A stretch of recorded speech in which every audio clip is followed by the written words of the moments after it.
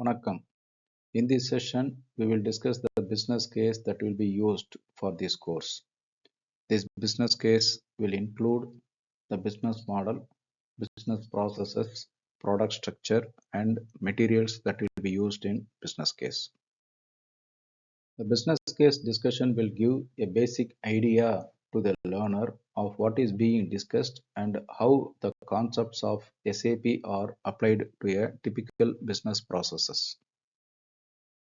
First, let us see the overview of the business case with the business model. Here we see a basic supply chain model.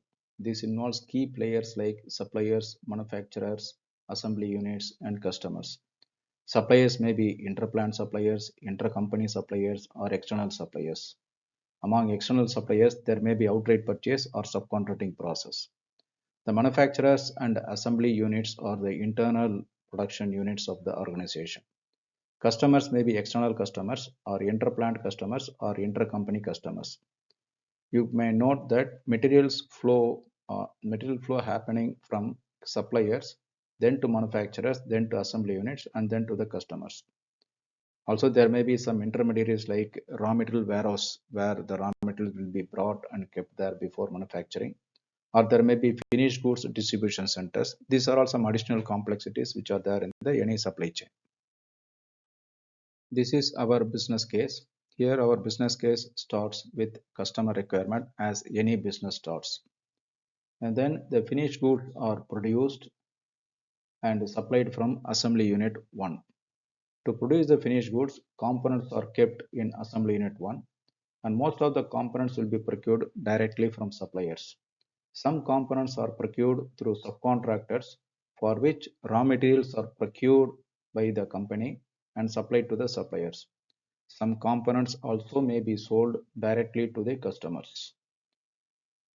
There is another assembly unit 2 which procures the components either directly from suppliers or from assembly unit as interplant purchase, and then they sell them to the customers by converting them into finished goods or directly as components.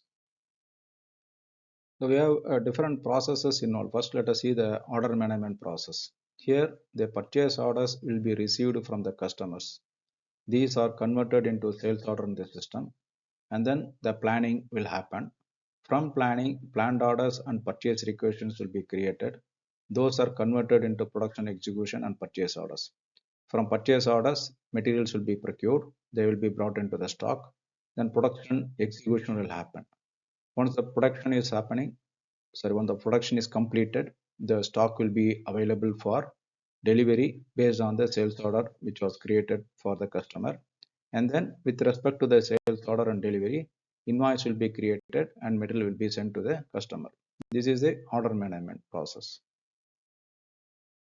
Here we see the material flow. The material flow starts from the planning process. The planning will happen starting from the demand and the sale orders coming from the customers. So planning will happen through MRP and MPS. So from these MRP and MPS, purchase requisitions will be created. These purchase requisitions will be converted into purchase orders. Based on these, goods will be received. The received goods will be checked for quality parameters. If it is accepted, they will be taken into stock. If it is rejected, it will be returned to the supplier. Meanwhile, to produce the materials, right, we have to have the planned orders generated. So we have a planned order generation from MRP. These planned orders are converted into production orders. And then from the production orders, finished goods are produced and they are brought into the stock. These stocks will be issued to the delivery created against the sales order as a post goods issue. With that, the process will be completed. Now, in this case, for the planning process, we are having 5 planners. Planner 1 will take care of FG. Planner 2 will take care of SFG. Planner 3 will take care of trading goods. Planner 4 will take care of subcontracting. Planner 5 will be taking care of raw materials. Similarly, for purchasing, we'll have 2 purchasing people. One will be taking care of trading goods. Another will be taking care of subcontracting and raw materials. We have 2 stores to handle the materials, stores 1 and store 2. So this is the material flow that will be used in our business case. So earlier we saw that the planning process, right? How the planning will happen. So the planning will start from the demand which is coming from the customers. No, as a demand means it is maybe a forecast, or it may be the demand given from the customers, it may be there, or it may be the sales order which is directly coming from the customers, and then for which the planning will happen through MRP and MPS. Input for the planning process are mainly this demand, sales order, and also the master data like bill of material and routing. The MRP and MPS, they will give the mainly two outputs. One is the purchase requisition, another is the planned order. So these things will be converted to the respective orders like purchase orders and the production orders. The planned orders and purchase requisitions, they have to be analyzed whether they are created properly. Is there any exception? Those kind of things. Those will be part of the planning process. So we discussed about the material flow, and then the planning process flow, and the order flow. All these three we discussed. These three will be covered in our course in a proper flow and also with the proper logic. Now we will see what is the product we are going to use in our business case.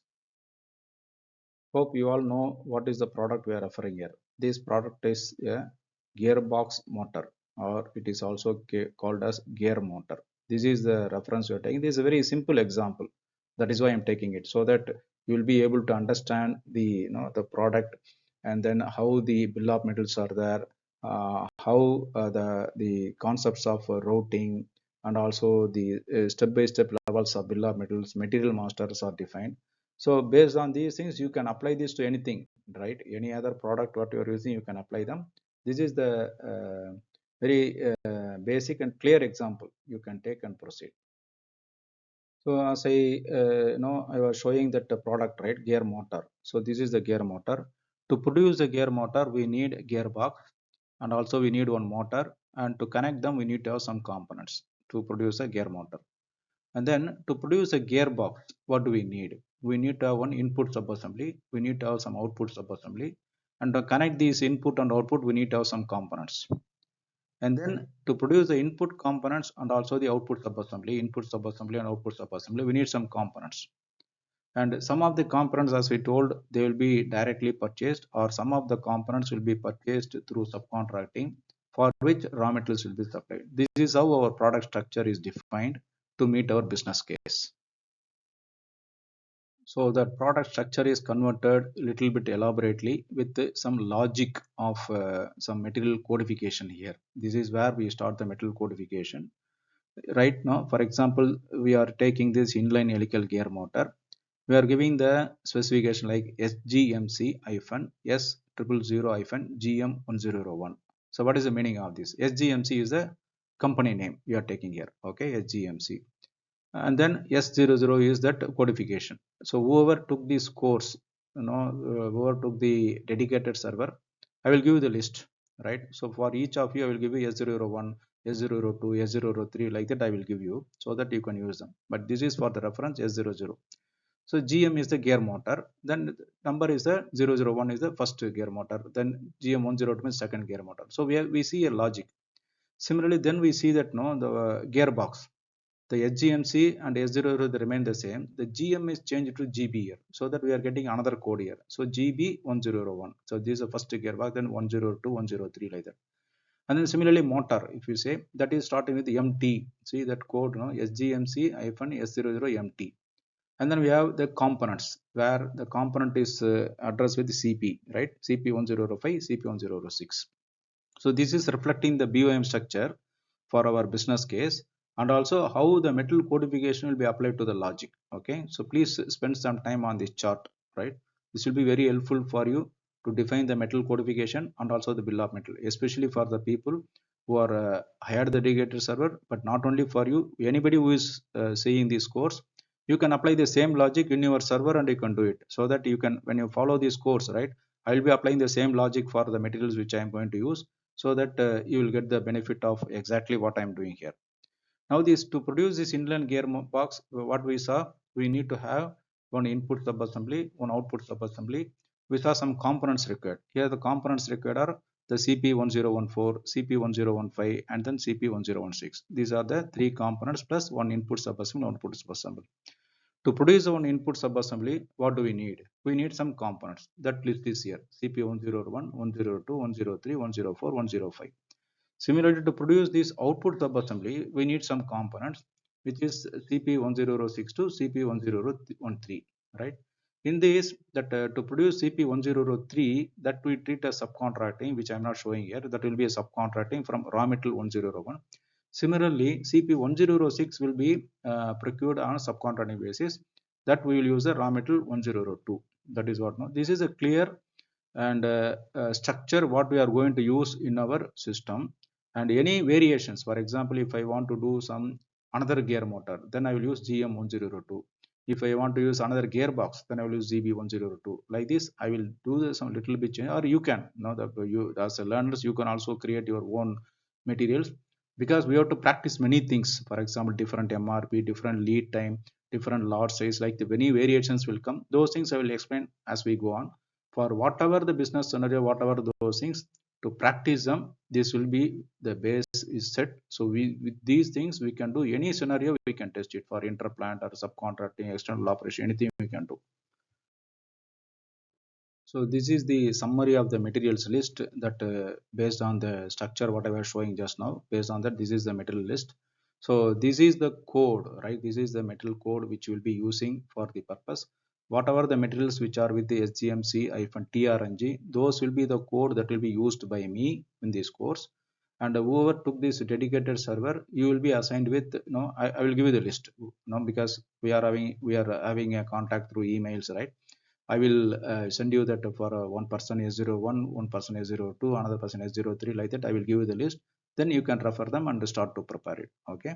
For others who are following this without dedicated server, you can use whatever the logic you want. But if you follow this similar logic, it will be useful for you, because the entire course will be depending on this kind of codifications. So in this session on business case, we explained what business case we are going to use, because it's very important for the learners to understand what kind of business case we are discussing, so that how these transactions or process in SAP will be useful into business. So we started with the business model and the different processes like metal flow, order flow, and then we discussed the product structure, and then material codes also, what are required for the product structure. So after setting the business case for our course, we will discuss the SAP organization structure and how it is mapped to meet our business case. That's what we'll discuss. Please give your feedback to improve the flow and contents of our course.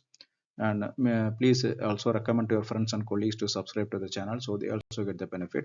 Meanwhile, if you would like to hire the dedicated servers to practice along with me, contact me at the following WhatsApp contact, or this info@vigrovin.com email ID.